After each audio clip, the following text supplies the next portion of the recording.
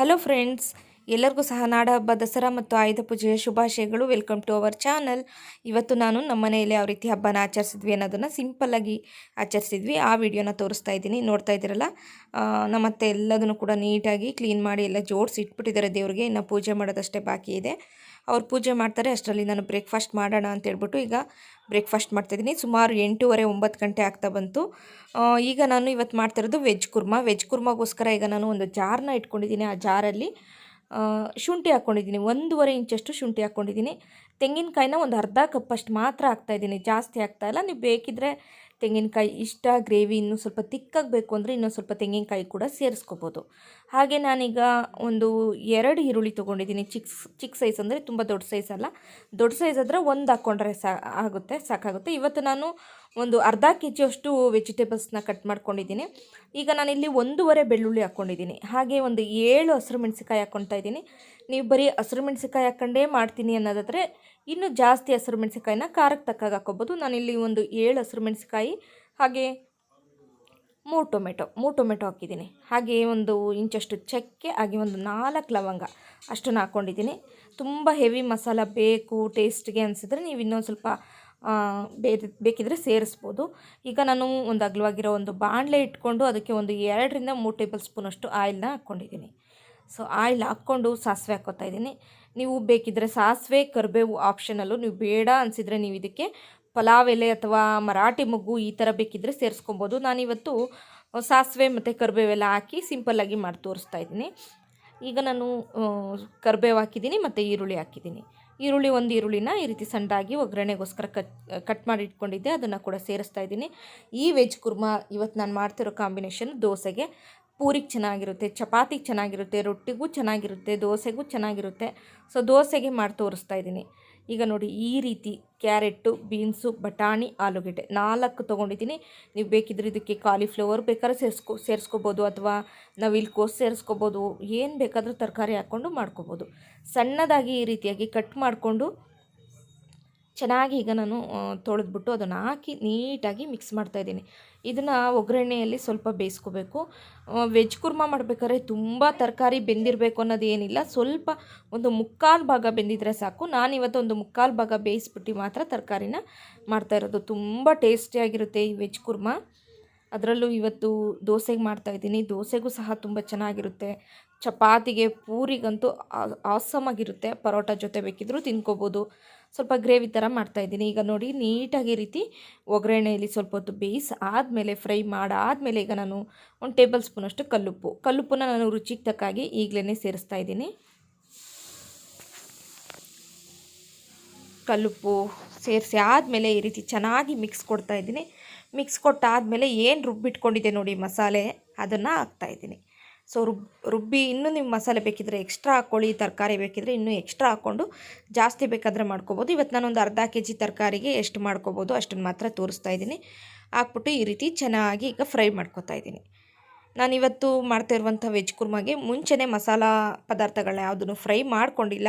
ಹಾಗಾಗಿ ಸ್ವಲ್ಪ ಒಗ್ಗರಣೆಯಲ್ಲಿ ಫ್ರೈ ಆಗಬೇಕು. ಫ್ರೈ ಆದಮೇಲೆ ನಾನು ನೀರನ್ನು ಸೇರಿಸ್ತಾ ಇದ್ದೀನಿ. ಅಂದರೆ ಜಾರ್ ಏನು ನಾವು ವಾಶ್ ಮಾಡ್ಕೋತೀವಿ ನೋಡಿ, ಅದೇ ನೀರನ್ನು ಸೇರಿಸ್ತಾ ಇದ್ದೀನಿ. ತುಂಬ ತೆಳುವಾಗಿ ಮಾಡ್ಕೊಳ್ಳಲ್ಲ, ಸ್ವಲ್ಪ ಗಟ್ಟಿಯಾಗೇ ಇರಲಿ. ಈ ಕುರ್ಮಾ ಸ್ವಲ್ಪ ಗಟ್ಟಿಯಾಗಿದ್ರೇ ಚೆನ್ನಾಗಿರುತ್ತೆ, ತುಂಬ ತೆಳುವಾಗಿದ್ದರೆ ಅಷ್ಟೊಂದು ಚೆನ್ನಾಗಿರಲ್ಲ. ಗ್ರೇವಿ ಕನ್ಸಿಸ್ಟೆನ್ಸಿಯಲ್ಲಿ ಬರಬೇಕಿದು. ಸೊ ಈಗ ಮಿಕ್ಸ್ ಮಾಡ್ಕೊಂಡು ಆದಮೇಲೆ ಇದಕ್ಕೆ ಸ್ವಲ್ಪ ಅರಿಶಿನ ಹಾಕ್ತಾಯಿದ್ದೀನಿ. ಅಂದರೆ ಒಂದು 1/4 ಟೀ ಸ್ಪೂನಷ್ಟು ಅರಿಶಿನ, ಸ್ವಲ್ಪ ಚಿಲ್ಲಿ ಪೌಡ್ರ್ ಹಾಕ್ತಾಯಿದ್ದೀನಿ. ಆಲ್ರೆಡಿ ಹಸಿರು ಮೆಣಸಿಕಾಯಿ ಹಾಕಿರೋದ್ರಿಂದ ಧನಿಯಾ ಪೌಡ್ರನ್ನು ಅಷ್ಟೇ ಒಂದು ಅರ್ಧ ಟೇಬಲ್ ಸ್ಪೂನಷ್ಟು ಮಾತ್ರ ಧನಿಯಾ ಪೌಡ್ರನ್ನ ಹಾಕ್ತಾಯಿದ್ದೀನಿ. ಚೆನ್ನಾಗಿ ಈಗ ನಾನು ಮಿಕ್ಸ್ ಕೊಟ್ಕೋತೀನಿ. ಸೊ ಮಿಕ್ಸ್ ಕೊಟ್ಕೊಂಡಾದ್ಮೇಲೆ ಕಲರ್ ಚೇಂಜ್ ಅನ್ನಿಸ್ತಾ ಇರ್ಬೋದು. ಸ್ವಲ್ಪ ಲೈಟಿಂಗ್ ಪ್ರಾಬ್ಲಮ್ ಇತ್ತು, ಕರೆಂಟ್ ಬಂತು, ಹಾಗಾಗಿ ಕಲರ್ ಚೆನ್ನಾಗಿ ಕಾಣಿಸ್ತಾ ಇದೆ. ಈಗ ನೋಡ್ತಾ ಇದ್ದೀರಲ್ಲ, ಈಗ ನಾನು ಲಾಸ್ಟಲ್ಲಿ ಕೊತ್ತಂಬರಿ ಸೊಪ್ಪು ಹಾಕ್ತಾಯಿದ್ದೀನಿ. ಇದು ಒಂದು 3/4 ಭಾಗವಷ್ಟು ತರಕಾರಿ ಬೆಂದರೆ ಸಾಕು, ತುಂಬ ಬೇಯಬೇಕು ಅಂತ ಏನಿಲ್ಲ, ತುಂಬ ರುಚಿಯಾಗಿರುತ್ತೆ. ಉಪ್ಪನ್ನು ಆಲ್ರೆಡಿ ಹಾಕಿದ್ದೀನಿ, ನೀವು ಉಪ್ಪನ್ನು ನೋಡ್ಕೊಂಬಿಟ್ಟು ಬೇಕಿದ್ರೆ ಇನ್ನೊಂದು ಸ್ವಲ್ಪ ಸೇರಿಸ್ಕೊಬೋದು. ಸೊ ನಮ್ಮ ವೆಜ್ ಕುರ್ಮಾ ಅಂತೂ ಪರ್ಫೆಕ್ಟಾಗಿ ರೆಡಿ ಆಗ್ತಾಯಿದೆ. ಇನ್ನೊಂದು 1 ರಿಂದ 2 ನಿಮಿಷ ಕುದಿಸ್ಬಿಟ್ರೆ ನಮ್ಮ ಕುರ್ಮಾ ರೆಡಿ ಆಗುತ್ತೆ. ನೋಡ್ಬೋದು, ದೋಸೆ ಹಿಟ್ಟನ್ನು ಕೂಡ ರೆಡಿ ಮಾಡಿದ್ದೀನಿ. ಬಟ್ ದೋಸೆ ಒಯ್ಯೋದೇನು ನಾನು ತೋರಿಸಲ್ಲ, ತುಂಬ ಸಲ ತೋರಿಸಿದ್ದೀನಿ. ಹಾಗಾಗಿ ಹಾಗೆ ನಮ್ಮ ಮನೆ ಹತ್ರ ಬೆಳಗ್ಗೆನೇ ನೋಡಿ ಕುದುರೆಗಳು ಬಂದುಬಿಟ್ಟಿದೆ, 4 ಕುದುರೆ ಬಂದಿದೆ. ಹಾಗಾಗಿ ಅದನ್ನು ಕೂಡ ತೋರಿಸ್ತಾ ಇದ್ದೀನಿ ನೋಡಿ, ಎಷ್ಟು ಕ್ಯೂಟಾಗಿದೆ. ನನ್ನ ಮಗಳು ಹಿಡ್ದಿದ್ದಾಳೆ ಈ ಕುದುರೆ ವಿಡಿಯೋನ, ಅದನ್ನು ಕೂಡ ಇನ್ಕ್ಲೂಡ್ ಮಾಡಿದ್ದೀನಿ ನನ್ನ ವಿಡಿಯೋದಲ್ಲಿ.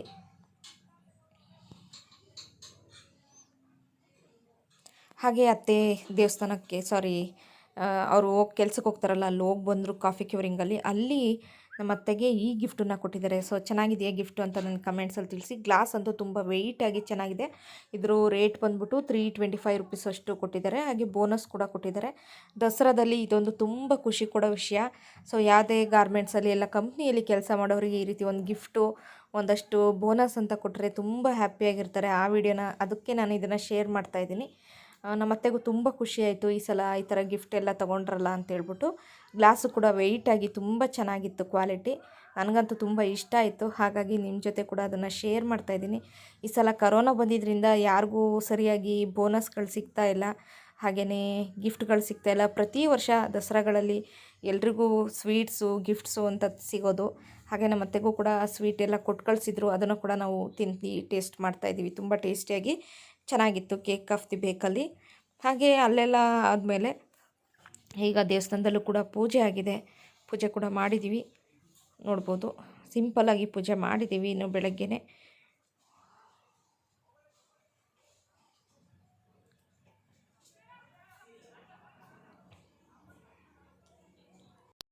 ಪೂಜೆ ಎಲ್ಲ ಆದಮೇಲೆ ಈಗ ನಾವು ಇಲ್ಲಿ ಅಮ್ಮನ ಮನೆ ಹತ್ರ ಬಂದಿದ್ದೀವಿ. ನಮ್ಮದು ಗಾಡಿ ಇನ್ನೂ ವಾಶ್ ಆಗಿಲ್ಲ, ಹಾಗಾಗಿ ಅಮ್ಮ ನೋಡಿ ಎಷ್ಟು ಚೆನ್ನಾಗಿ ರಂಗೋಲಿ ಬಿಟ್ಟಿದ್ದಾರೆ ನೋಡಿ ಹಬ್ಬಕ್ಕೋಸ್ಕರ. ಅಂತಲೂ ಸೈಕಲ್ ಕೂಡ ತೊಗೊಂಬಂದ್ವಿ ಕಾರಲ್ಲಿ, ಅದನ್ನು ಕೂಡ ವಾಶ್ ಮಾಡ್ಕೋಬೇಕು. ಮತ್ತು ಕಾರ್ ಕೂಡ ನನ್ನ ಹಸ್ಬೆಂಡಿಗೆ ವಾಶ್ ಮಾಡ್ತಾಯಿದ್ದಾರೆ. ನಾನು ಕಾರ್ ವಾಶ್ ಮಾಡಲಿಕ್ಕೆ ನೀರನ್ನು ಕೂಡ ಕೊಡ್ತಾಯಿದ್ದೀನಿ ಬಾವಿಯಲ್ಲಿ. ಅತ್ತೆ ಮನೆ ಹತ್ರ ಒಂದು 4-5 ಡೇಸಿಂದ ನೀರಿಗೆ ತುಂಬ ಪ್ರಾಬ್ಲಮ್ ಆಗ್ತಿದೆ. ಅಲ್ಲಿ ನಲ್ಲಿ ಹಾಳಾಗಿಬಿಟ್ಟಿದೆ. ಹಂಗಾಗಿ ಇಲ್ಲಿ ಅಮ್ಮನ ಮನೆ ಹತ್ರನೇ ಬಂದ್ಬಿಟ್ಟು ಈಗ ಕಾರ್ ವಾಶ್ ಮಾಡ್ತಾಯಿದ್ದೀವಿ. ನಮ್ಮದು ಎಲ್ಲರದ್ದು ಕೂಡ ಸ್ನಾನ ಎಲ್ಲ ಆಗಿತ್ತು, ಹಸ್ಬೆಂಡ್ ಮಾತ್ರ ಆಗಿರಲಿಲ್ಲ. ಗಾಡಿ ವಾಶ್ ಮಾಡಿಬಿಟ್ಟು ಹಸ್ಬೆಂಡು ಸ್ನಾನ ಮಾಡ್ತೀನಿ ಅಂತ ಹೇಳಿದರು. ಹಾಗಾಗಿ ಬಾವಿಯಲ್ಲಿ ನಾವು ಇದೇ ಥರ ಯಾವಾಗ ಚಿಕ್ಕ ವಯಸ್ಸಲ್ಲಂತೂ ತುಂಬ ನೀರು ಸೇರ್ತಾಯಿದ್ದು. ಈಗ ನಾನು ಸೇರ್ತಿರೋದು ತುಂಬ ಖುಷಿ ಆಯಿತು ನನಗೆ.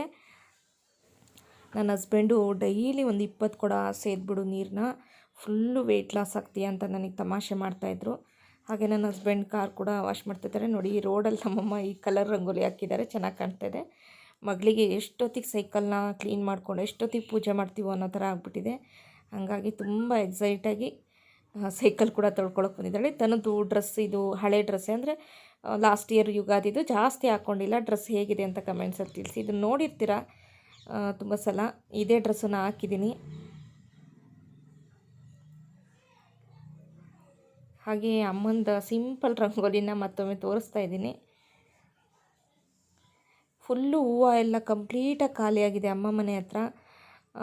ಇಲ್ಲಿ ನೋಡಿ, ಇದೊಂದೇ ಒಂದು ಬಿಟ್ಟಿದೆ ಡೈಲೆ ಹೂವು. ಎಲ್ಲ ಆಲ್ಮೋಸ್ಟ್ ಎಲ್ಲ ಗಿಡದಲ್ಲಿ ಹೂವು ಫುಲ್ಲು ಖಾಲಿ ಆಗೋಯ್ತು ಹಬ್ಬ ಅಷ್ಟರಲ್ಲಿ.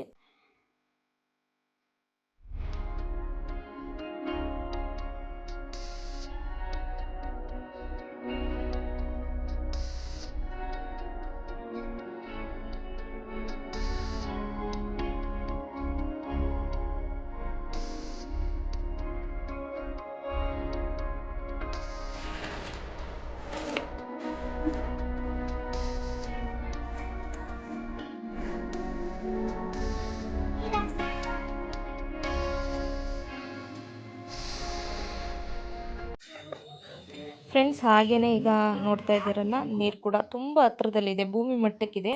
ಒಂದು 3 ಸಲ ಸೇದ್ಬಿಟ್ರೆ ಸಾಕು. ಭೂಮಿ ಮಟ್ಟದಲ್ಲಿರೋದ್ರಿಂದ ಬೇಗ ಸೇದ್ಕೊಬೋದು ಬಾವಿಯಲ್ಲಿ. ಹಾಗೆಯೇ ಫ್ರೆಂಡ್ಸ್ ನೋಡ್ಬೋದು, ಈಗ ಬಾವಿ ಕೂಡ ತೋರಿಸ್ತೀನಿ. ತುಂಬ ಜನ ಕೇಳಿದ್ರಿ ನನಗೆ, ಬಾವಿ ತೋರಿಸಿ ಅಕ್ಕ, ಹೇಗಿದೆ ನಿಮ್ಮ ಬಾವಿ ಅಂತೇಳ್ಬಿಟ್ಟು. ಇಲ್ಲಿ ನೋಡಿ, ಹತ್ತತ್ರ ಭೂಮಿ ಮಟ್ಟಕ್ಕಿದೆ. ನೀರಂತೂ ತುಂಬ ಪ್ಯೂರಾಗಿದೆ ನೀರು. ಹಾಗೆ ಕೂದಲು ಕೂಡ ಚೆನ್ನಾಗಿ ಬೆಳೀತಾ ಇತ್ತು. ನಾವು ಚಿಕ್ಕ ವಯಸ್ಸಲ್ಲಿ ಬಾವಿ ನೀರಲ್ಲೇ ಸ್ನಾನ ಮಾಡ್ತಾಯಿದ್ದಿದ್ದು. ನನ್ನ ಹೇರು ಕೂಡ ತಿಕ್ಕಾಗಿ ತುಂಬ ಚೆನ್ನಾಗಿತ್ತು, ಲಾಂಗ್ ಹೇರ್ ಇತ್ತು. ಬಟ್ ಬ್ಯಾಂಗ್ಳೂರು ಹೋದ್ಮೇಲೆ ಕೂದಲು ತುಂಬ ಉದುರೋಕ್ಕೆ ಸ್ಟಾರ್ಟ್ ಆಯಿತು. ಇವಾಗಂತೂ ಜಾಸ್ತಿ ಕೂದಲೇ ಇಲ್ಲ ಬಿಡಿ. ನನ್ನ ಕೂದಲು ಕಂಡೀಷನ್ ನೋಡಿದ್ರೆ ನಿಮಗೆ ಗೊತ್ತಾಗ್ತಾಯಿದೆ. ಹಾಗೆ ಈಗ ರೆಡಿ ಕೂಡ ಆಗಿದ್ದೀನಿ. ಈ ಸ್ಯಾರಿ ನನ್ನ favourite sari, pink colour, Varamahalakshmi ಹಬ್ಬದಲ್ಲಿ ತೊಗೊಂಡಿದ್ದಂಥ ಸ್ಯಾರಿ, ಒಂದು 2 ಇಯರ್ಸ್ ಬ್ಯಾಕ್. ಫ್ರೆಂಡ್ಸ್, ಈಗ ಅಮ್ಮ ಕೂಡ ರೆಡಿಯಾಗಿದ್ದಾರೆ. ಆಂಟಿ ಮನೆಗೆ ಹಬ್ಬಕ್ಕೆ ಹೋಗ್ತಾ ಇದ್ದಾರೆ, ಅಂದರೆ ಅಮ್ಮನ ತಂಗಿ ಮನೆ. ಅವ್ರ ಮನೆಯಲ್ಲಿ ಇವತ್ತು ಹಬ್ಬ. ನಮ್ಮನ್ನು ಕೂಡ ಕರೆದಿದ್ರು. ನಮ್ಮ ಪೂಜೆ ಕೂಡ ಆಗಿರಲಿಲ್ಲ, ಹಾಗಾಗಿ ನಾವು ಹೋಗ್ತಾ ಇಲ್ಲ. ಮಾಡಿಲ್ಲ.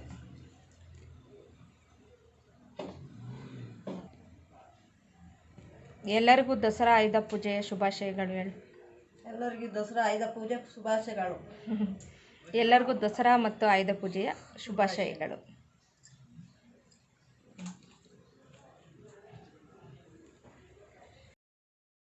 ಫ್ರೆಂಡ್ಸ್, ಹಾಗೆ ತನು ನೋಡ್ಬೋದು ಫುಲ್ಲು ಬೇಜಾರಾಗಿದ್ದಾಳೆ. ಕಣ್ಣಲ್ಲಿ ನೀರು ಬೇರೆ ತುಂಬ್ಕೊಂಡ್ಬಿಟ್ಟಿದೆ. ಯಾಕೆ ಅಂತ ಹೇಳಿದ್ರೆ ಸೈಕಲ್ನ ನಾವು ತೊಗೊತಾ ಇಲ್ಲ, ಸೈಕಲ್ನ ಇಲ್ಲೇ ಬಿಟ್ವಿ. ತನು ಅಲ್ಲಿ ಪೂಜೆ ಮಾಡಬೇಕು, ಸೈಕಲ್ ತೊಗೊಳ್ಳಿ ಅಂತ ಅಂದ್ಲು. ಅಮ್ಮ ಮತ್ತು ನಮ್ಮ ಅತ್ತೆ ಹಾಗೆ ಅತ್ತೆ ಮೊಮ್ಮಗಳು ಅವರು ಕೂಡ ಕಾರಲ್ಲಿ ಬಂದರು. ಸೈಕಲ್ ಇಡೋಕ್ಕೆ ಪ್ಲೇಸ್ ಇಲ್ಲ ಅನ್ನೋ ಹೊತ್ತಿಗೆ ಅವಳಿಗೆ ಬೇಜಾರಾಗ್ಬಿಡ್ತು. ನನ್ನ ಹಸ್ಬೆಂಡ್ ಸ್ವಲ್ಪ ಗದ್ರಿಸೋದಕ್ಕೆ ಕಣ್ಣಲ್ಲಿ ಸ್ವಲ್ಪ ನೀರು ತುಂಬಿಕೊಂಡು. ಹಾಗೆ ನೋಡಿ ಮಳೆ ಕೂಡ ಶುರುವಾಯಿತು. ಮಳೆ ಅಂತೂ ನಿಲ್ತಾನೆ ಇಲ್ಲ ಫ್ರೆಂಡ್ಸ್, ಮಳೆ ಬರ್ತಾನೆ ಇದೆ ನಮ್ಮೂರಲ್ಲಿ. ನಾನಂತೂ ಬಂದಿದ್ದರಿಂದನೂ ಮಳೆ ನೋಡಿ ನೋಡಿ ನನಗೆ ಸಾಕಾಗೋಗ್ಬಿಡ್ತು. ಮಳೆ ಅಂದರೆ ಬೇಜಾರಾಗ್ತದೆ ನೋಡಿ. ಅಮ್ಮ ಅತ್ತೆ ಹಾಗೆ ಅತ್ತೆ ಮೊಮ್ಮಗಳು 3 ಜನ ಕೂಡ ಅವ್ರ ಮನೆಗೆ ಬಿಟ್ವಿ, ಅವರು ಹೋದರು. ಈಗ ನಾವು ಕೂಡ ನಮ್ಮ ಮನೆ ಕಡೆ ಹೊರಟ್ವಿ. ತುಂಬ ಮಳೆ ಜೋರಾಯಿತು. ಹಾಗೆ ಫ್ರೆಂಡ್ಸ್, ಬ್ಲಾಗ್ನ ಎಂಡ್ ಮಾಡಿಬಿಡ್ತೀನಿ. ರೀಸನ್ ಇಷ್ಟೇ, ಬ್ಲಾಗ್ನ ಈ ನಡುವೆ ಸ್ವಲ್ಪ ಶಾರ್ಟಾಗಿ ಮಾಡೋಣ ಅಂತೇಳ್ಬಿಟ್ಟು ಕೆಲವರೆಲ್ಲ ನನಗೆ ಹೇಳಿದ್ರು ತುಂಬ ಲೆಂತಿ ವ್ಲಾಗ್ ಮಾಡಬೇಡಿ ಅಂತೇಳಿ. ಹಾಗಾಗಿ ಸ್ವಲ್ಪ ಶಾರ್ಟಾಗಿ ವ್ಲಾಗ್ ಮಾಡ್ತಾಯಿದ್ದೀನಿ. ಈ ವ್ಲಾಗ್ನ ಮತ್ತೆ ನಾನು 7 ಗಂಟೆಗೆ ಕಂಟಿನ್ಯೂಟಿಯಾಗಿ ಬರುತ್ತೆ. 7 ಗಂಟೆಗೆ ನಾನು ಮತ್ತೆ ಅಪ್ಲೋಡ್ ಮಾಡ್ತೀನಿ ನಮ್ಮ ಪೂಜೆ ವ್ಲಾಗ್ನ. ಆವಾಗಲೂ ನೋಡಿ ನನಗೆ ಸಪೋರ್ಟ್ ಮಾಡಿ. ಹಾಗೆ ನನ್ನ ಚಾನಲ್ನ ಹೊಸ್ದಾಗಿ ನೋಡ್ತಾ ಇರೋರು ಸಬ್ಸ್ಕ್ರೈಬ್ ಮಾಡಿ. ಸೊ ಇವತ್ತಿನ ವ್ಲಾಗು ಮತ್ತೆ 7 ಗಂಟೆಗೆ ಮುಂದುವರಿಯುತ್ತೆ. ಬಾಯ್, ಟೇಕ್ ಕೇರ್.